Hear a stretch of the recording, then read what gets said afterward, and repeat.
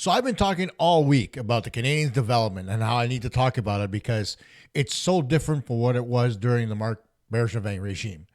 And people call me out on YouTube saying, you know what? You don't know what you're talking about because Bergevin did so many good things. Yeah?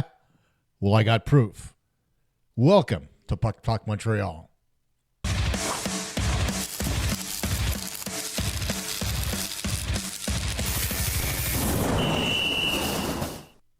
So let's have a little fun, shall we? As I welcome all of you. And before I even go any further, got to thank you guys for following the channel and absolutely being the awesomest fans ever. The comments are great. Keep them coming. Don't get angry because it's just talk. It's just opinion. That's all this show is all about. But at the end of the day, we really want to get to the crux and the bottom of a lot of the things that are going on within the Montreal Canadiens, whether they want to tell us or not.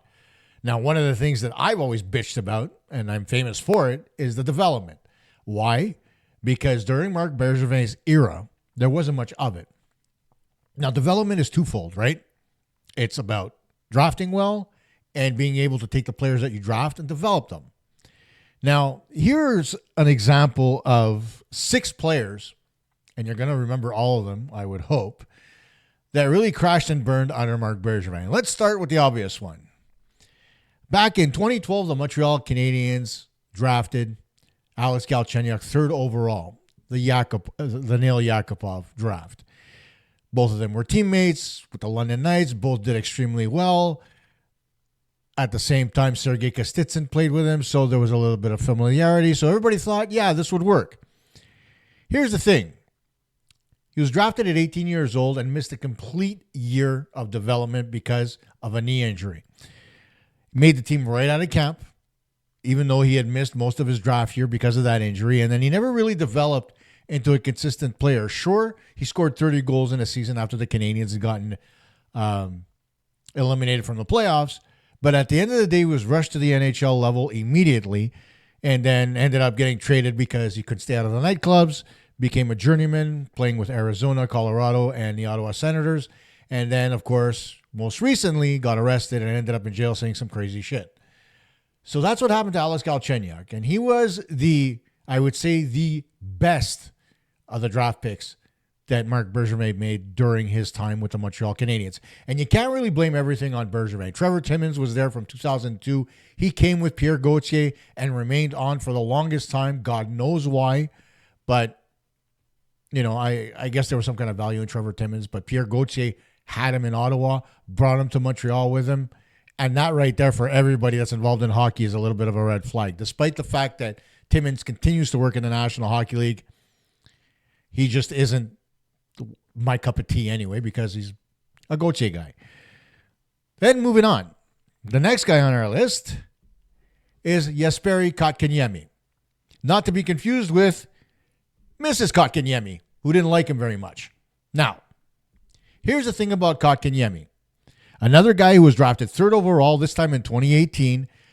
The problem with Kotkaniemi is that he was drafted ahead of Brady Tkachuk, which I think pissed off a lot of people. But more than that, there were a lot of other guys that were left on the table, including Philip Zadina, Evan Bouchard of the Edmonton Oilers, and Quinn Hughes of the Vancouver Canucks.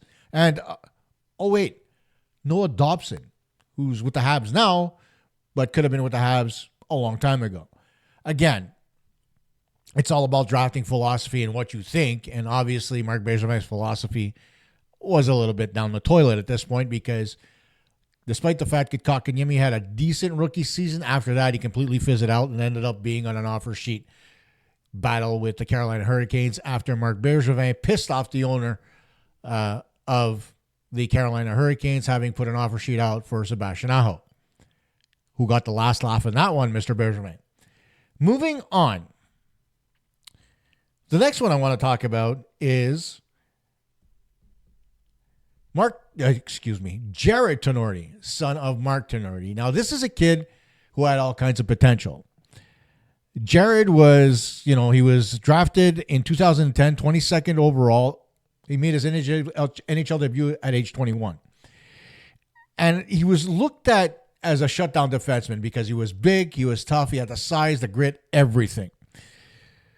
But the one thing that he did was he struggled to play at the NHL pace, and his decision-making was off at the NHL level. Now, his claim to fame is that he's Mark Tenorti's son. And Mark Tenorti famously is the guy that Mario Lemieux dekes out between the legs against the Minnesota North Stars en route to their first Stanley Cup in 1991. He never really got any extended AHL seasoning. Jared, that is. And he's been a journeyman playing on multiple teams, including Boston and Nashville, but really hasn't been able to get a foothold in the National Hockey League. And it's a shame because he had a lot of talent. Moving on to the next guy, Michael McCarron. Now, I was really high on McCarron. He was a 25th overall pick in 2013. A really weak draft. He made his NHL debut at 20 years old. 6'6", had no speed, no puck skills. He was a banger, for lack of a better term. And we always say that guys that are drafted after 15, 16, depending on the draft, you're really not expecting much from him. But they expected McCarron to come into the National Hockey League and be a third, fourth line center, kill penalties, bang, create energy, stuff like that. And it never happened. He's a fringe NHLer, last playing in Nashville. But the thing about McCarron was that when he was drafted, I was happy about it, to be very honest, because looking at everything else that was available, there wasn't much. But, it goes along the lines of what Marc Bergevin did overall as far as his draft thought process was concerned. And that is, that he's drafting based on size. And here's the kicker. Out of the 4 guys that I've mentioned so far, 3 of them are centers. Just keep that, food for thought. Next on the list, Nathan Beaulieu. And now, Nathan Beaulieu had huge upside. He was an offensive defenseman, drafted 17th overall in 2011. But he wasn't deployed the right way. And whose fault is that? Coaching staff, of course.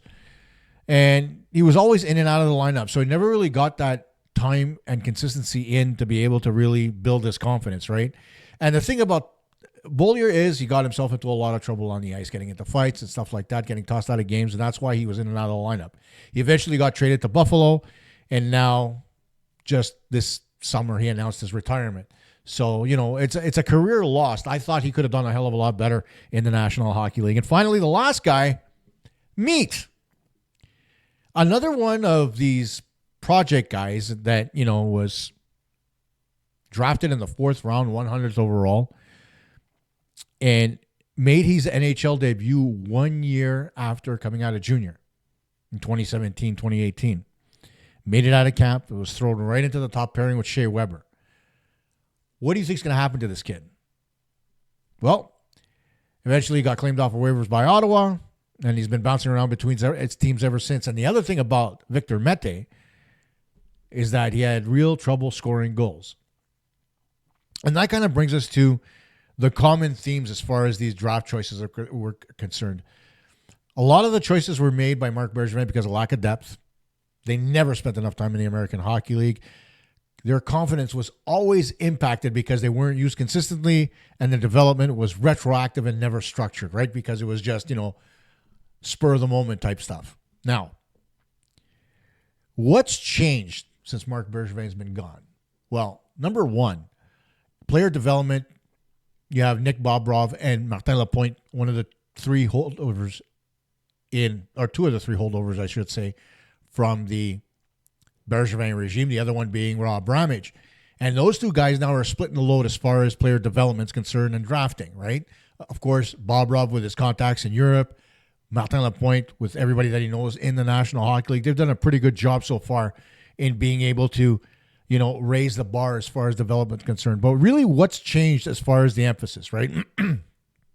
Let's start with the Canadiens now don't look so much at immediate results. Let's go back to Guillaume Latendresse being with the Montreal Canadiens during Claude Julien's first tenure with the Habs. What happened?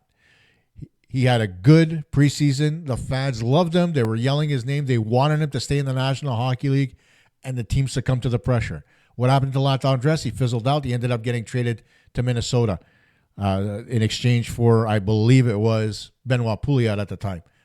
But still, the idea is that Latendresse should have never gone straight to the National Hockey League out of junior.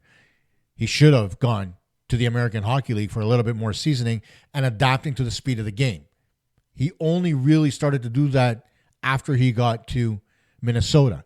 And then with Minnesota, injuries and so forth, he ended up having to retire too early. Again, another career cut too short. But let's take a look at it. Right now, the emphasis by the Canadiens is more on player development than it is immediate results. Bergevin's team was a lot more results driven, so they were worried more about making the playoffs than actually the longevity and strength of the team, which explains, the Kotkaniemi and the Galchenyuk picks and getting them straight into the NHL out of the draft. Now what they do is, under Jeff Gorton and Kent Hughes, there's a clear priority on long-term development, which is kind of the model that they had back in the day when Detroit was a perennial powerhouse. And that is, players are given more time to develop at junior, in the NCAA, at the American Hockey League level, and develop their skills and have confidence before they get any type of sniff at the National Hockey League.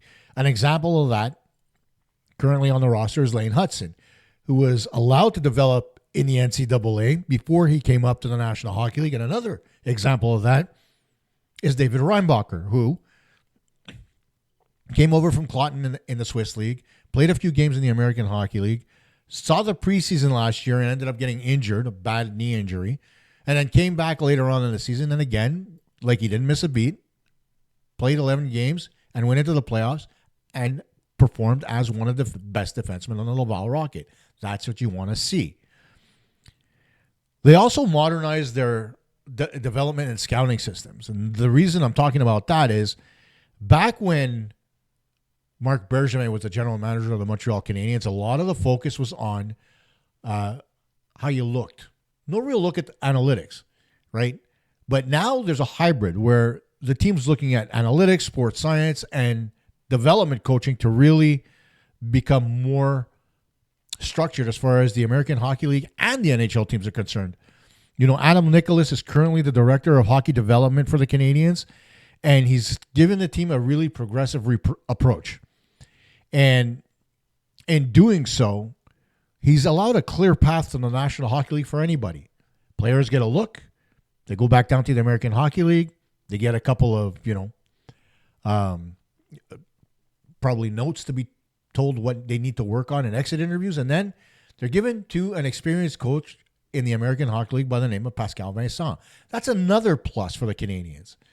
Back in the day, Sylvain Lefebvre was the coach of the Bulldogs / Ice Caps / Laval Rocket. And all the players that came through his hands languished. Why? Because the teams that he coached were more focused on winning games than they were developing the players on their roster. And a lot of the players on those rosters were journeyman AHLers to begin with, and not really giving the opportunity to the young guys that were drafted by the team to be able to come up and play at the NHL level. There's also a change in philosophy as far as size and hockey IQ.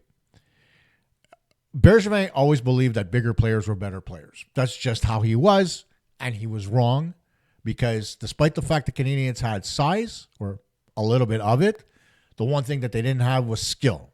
And that translated into an inability to really put the puck in the net or defend the zone properly and being able to make good passes, getting the pucks out, as opposed to just putting it off the glass, giving it back to the other team, and having it rammed down your throat constantly.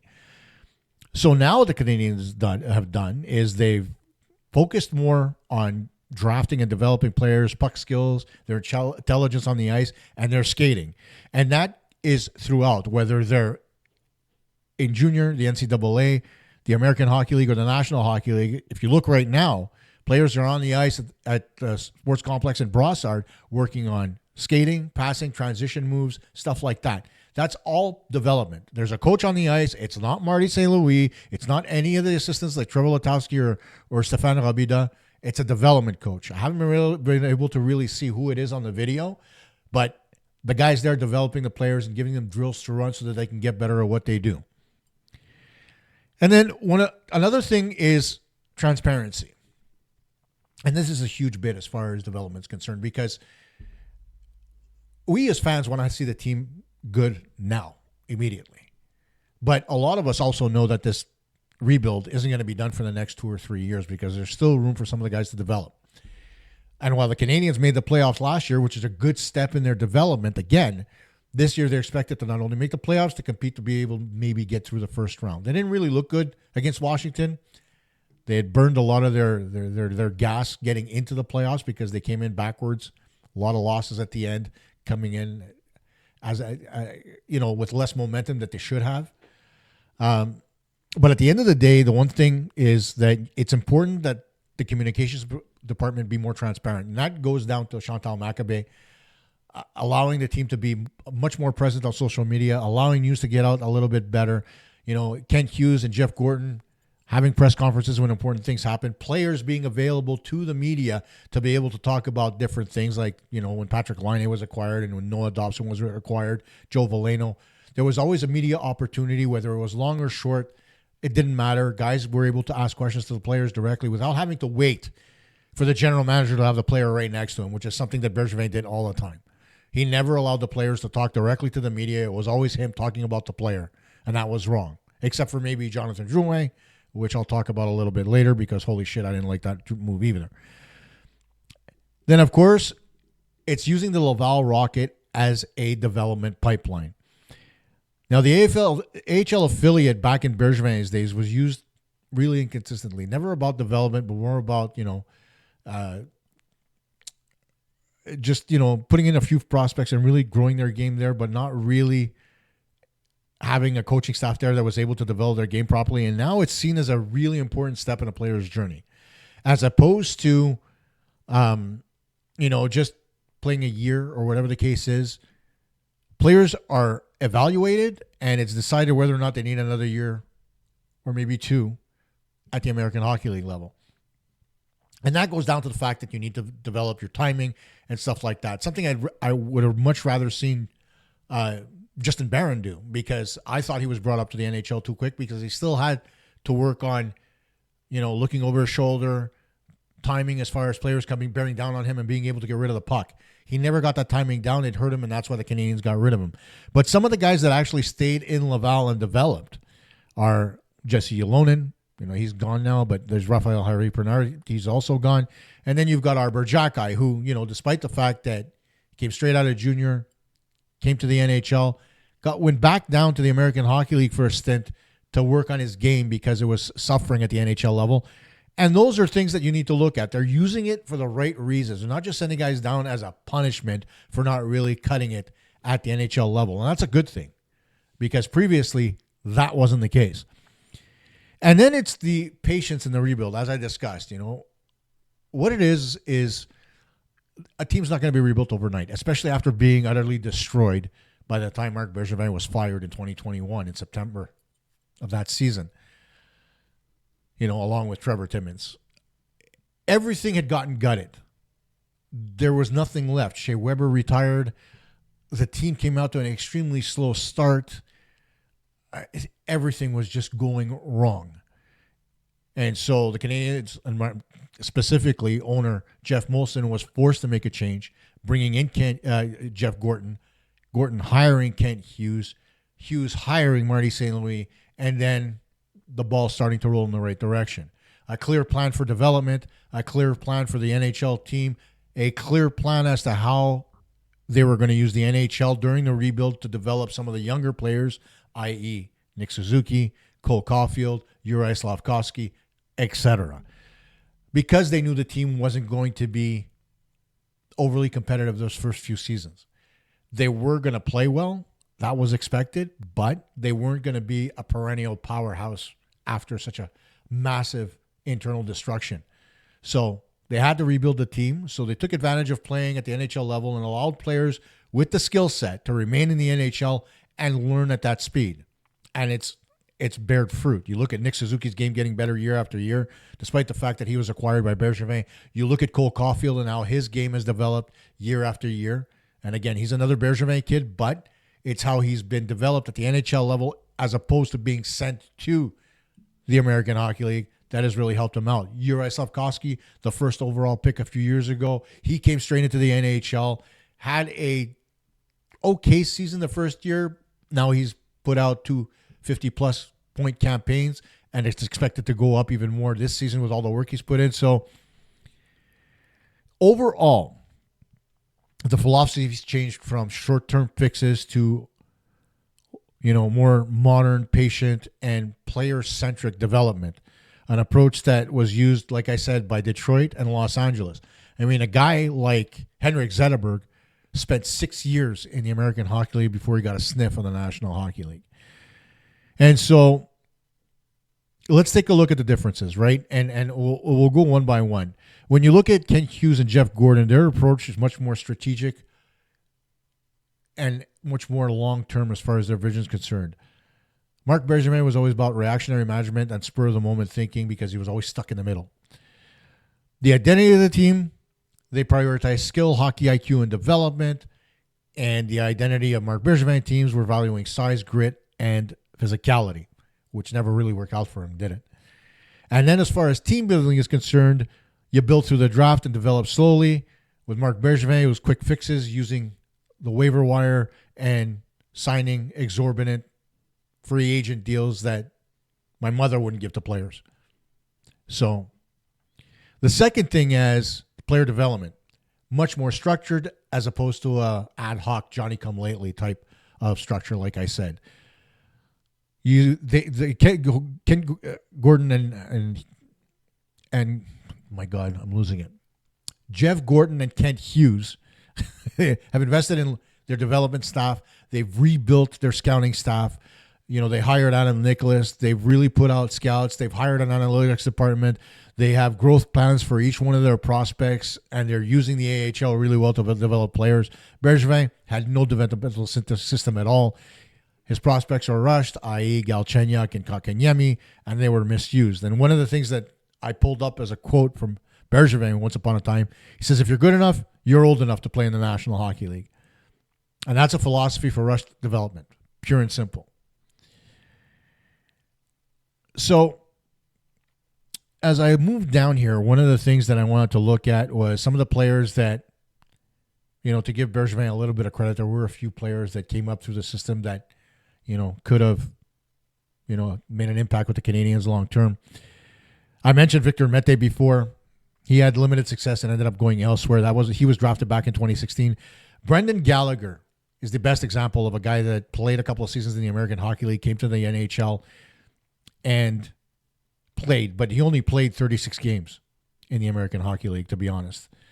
So, he came over rather quickly, but there was a need for the Canadiens to have somebody in front of the net that was physical, that was a little bit of a pest, and Brendan Gallagher fit the bill. So he was a little rushed, but not very much. Jake Evans, he's a solid bottom six center, played in Laval a couple of seasons before he was called up in 2016, I believe. Charles Hudon, drafted in 2012, spent his time between Hamilton and Laval, had brief stints in the NHL, really didn't amount to anything because, he was just stuck as far as the Canadiens' vision at the time and the way he played the game.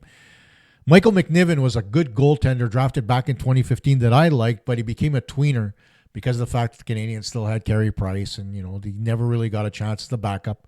So, that's that. McNiven was dealt. And then there's Arturi Lehkonen, who, among all the players, was the guy that was most developed in the American Hockey League. And he's still out there kicking away with the Colorado Avalanche. I love Arturi Lehkonen, and I know the city does for that overtime goal getting us into the Stanley Cup final in 2021. Then you've got other guys that, didn't really amount to much, and Michael Bourneval and Christian Thomas. Two guys that had an upside but really didn't amount to anything. So if you look at all those guys, there were no top prospects that were developed through Hamilton/Laval into full-time NHL. There's a lot of guys skipped the AHL, and they've been shuffled between leagues now, and then never really reached their full expectation, whether you look at Tenorti, McCarron, Victor Mete, and so on and so forth. So in stark contrast, you look at guys like Arbor Xhekaj, even Justin Barron. They're AHL graduates. I think Barron could have used more time in the AHL, but he is what he is. You look at, Logan Mailloux would have been an AHL graduate. He spent a couple of seasons down there. He's moved on to the St. Louis Blues in exchange for Noah Dobson. Really under Bergevin, the Canadiens struggled to develop players. And right now the development model is so much more positive. It's insane. All right. You look at As I go through my notes here, let's see. All right, let's take a look at the full draft classes for Bergevin. 2012, Galchenyuk, Kohlberg, Thrower. Galchenyuk was the best of the three. Never amounted to much. Had to get rid of him because of personal issues. McCarron, Jacob Delarose, Zach Verkalle, and Arturi Lehkonen. Like I said, Lehkonen was a hit. The rest of them were really underwhelming. 2014, Nikita Scherbak had a lot of potential, but ended up leaving the Canadiens organization, going back to Europe. And, of course, Jake Evans remained. And for a seventh rounder, he's still in the National Hockey League and a very good player. In 2015, the notables were Noah Juleson. He had an eye injury and couldn't really play all that much, never really developed what the Canadiens wanted, and he was waived.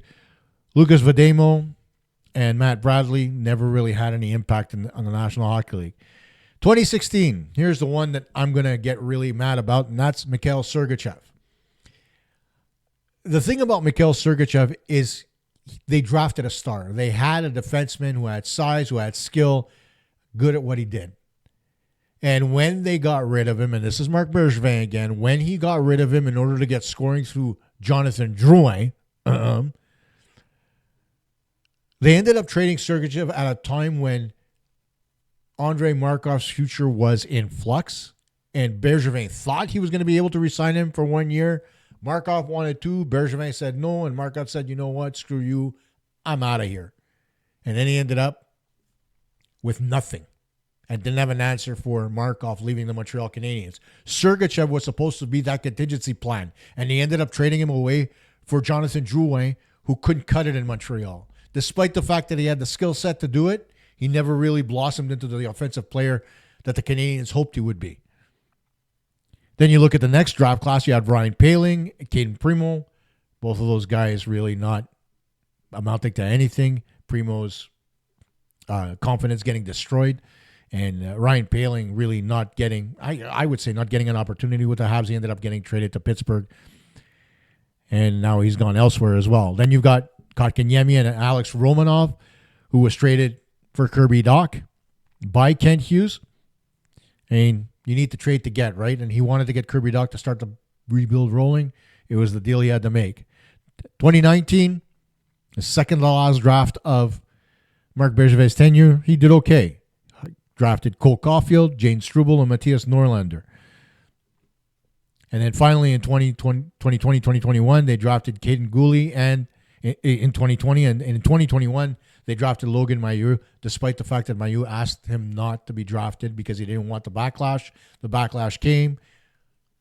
He ended up having to take a year off of hockey, being suspended, and then came back, spent 2 years in the AHL. Now, hopefully, he does well with the St. Louis Blues. So, overall, you take all those, and there aren't very many guys other than Cole Caulfield and Caden Gooley and Jaden Struble that have made any impact with the Montreal Canadiens. You take a look at, very quickly, a short summary of what was done by Kent Hughes. First overall, Juraj Slafkovsky in 2022. Philip Meshar with the 26th pick. Owen Beck with the 62nd pick. And then picks 3 through 7 were Vincenzo Rohrer, Cedric Guindon, James Davidson, and Petteri Nurmi. All these guys, including Meshar, have huge upsides. Velocity, they had the size in Slafkovsky because they needed a big winger, and the rest of it was emphasized on skill and hockey IQ. Then you look at the 2023 draft class. You got David Reinbacher, a two-way defensive pick. There was some controversy because Matvei Michkov was available, but I think after last year's draft, I think the Canadiens fans will be happy with what we got. Then 31st in that first round, we got Jacob Fowler. Now, I had an interesting conversation today with Michael Whalen on YouTube about Jacob Fowler. Now, he thinks Fowler's not going to amount to much, but given Fowler's numbers, I think that he will. Of course, it remains to be seen. It's going to be Fowler's first full year in the American Hockey League, and we'll see how that turns out. Everywhere else that he's gone, he's posted save percentages upwards of 910, 915, 920, and so on. So it's going to be interesting to see whether or not he can keep up that trend in his first full AHL season. If he does, then he may very well be the goaltender of the future for the Canadiens. If he doesn't, then I'm going to be eating a little bit of crow. And then you've got In the second round through fourth, Florian Jacki, Bogdan Konyushkov, God, I have trouble pronouncing his name, Luke Middlestat, and Quentin Miller. All these guys have a mix of a physical edge, skill, and they're all, long-term development projects. And then you look at last year, Ivan Demidov and Ace Koivu are the two really standout picks for the Canadiens in 2024. I said last year. Sorry about that. 2024, and then you got other picks in Tommy Lavoie, Noah Valley, and others that are more developmental picks than anything else. And, of course, there was Ivan Demidov getting picked. I mentioned that. So, a complete change in the type of player that the Montreal Canadiens are getting. And the draft approach has changed completely. So you look at the draft approach through development, even at the National Hockey League level, and overall, what do you get? You're getting a team that's starting to become competitive, a team that's starting to become exciting, and a team that is starting to get the attention of the National Hockey League. Not because they've won a division or not because of anything else. It's just because as the league looks at the team, all other 31 teams look at teams like Montreal. And they say to themselves up and down, let's take a look. Their NHL roster still needs a little bit of work, but is better than decent. Their American Hockey League affiliate looks fantastic. And their pipeline is filled with skill. What does that tell NHL teams? The Montreal Canadiens are going to be dangerous. We said the same thing a few years ago about other teams that have gotten dangerous. It took the Edmonton Oilers the better part of a decade to be able to get to where they are right now because they overdid the drafting on forwards and didn't really develop and draft defensemen and goaltending. Goaltending still being a problem in Edmonton.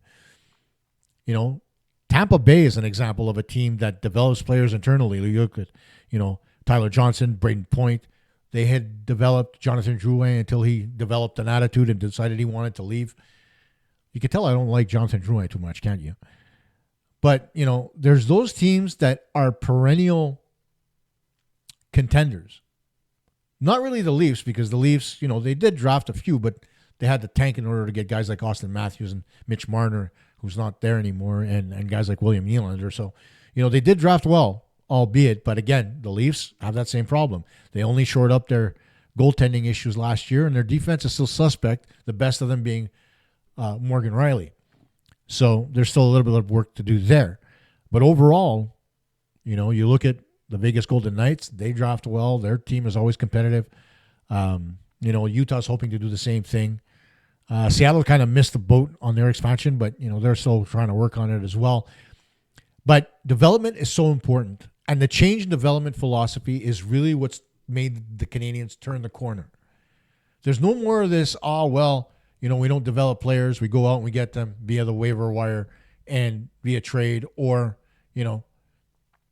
players want to come to Montreal. Why? Because they see that players are treated well, players are treated fairly, and the environment is conducive to success. We're getting there.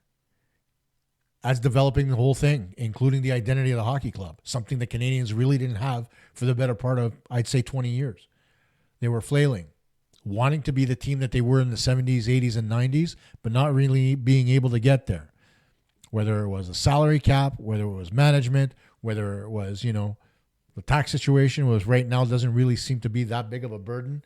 And if it is a burden, find a new accountant. But you get what I mean.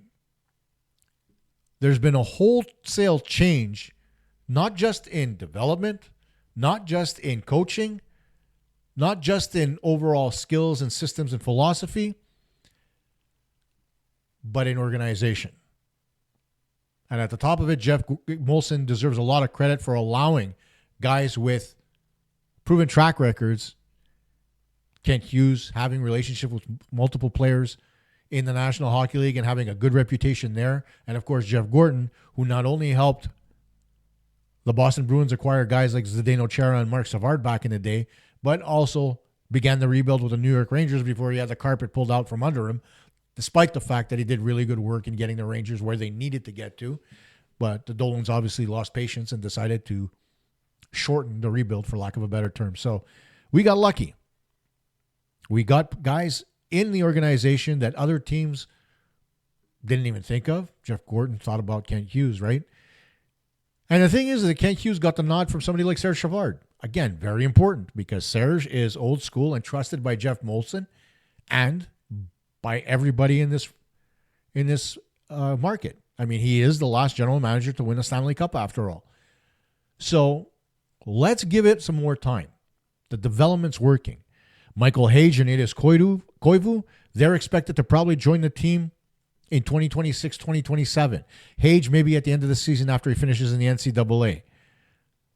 That's another couple of guys that may very well come to the National Hockey League level or go to the American Hockey League.